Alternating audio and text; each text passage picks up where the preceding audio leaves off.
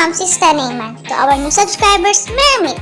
To subscribe, hit the bell button to be notified for our new videos. To our existing subscribers, thank you for staying with us. Do like and share our videos. Sokpa na! Tips and tricks for growing your own food. We will need plastic pot. Cut sides according to your size preference. Cut sides with 2 inches spaces. Repeat process 1.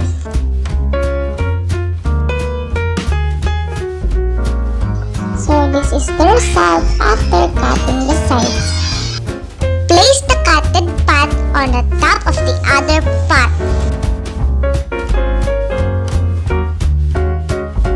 Seed potatoes is to be planted in the pot.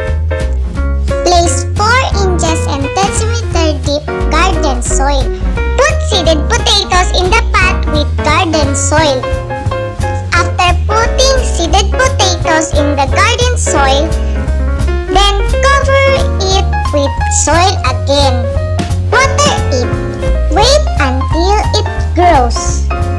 So, as they grow,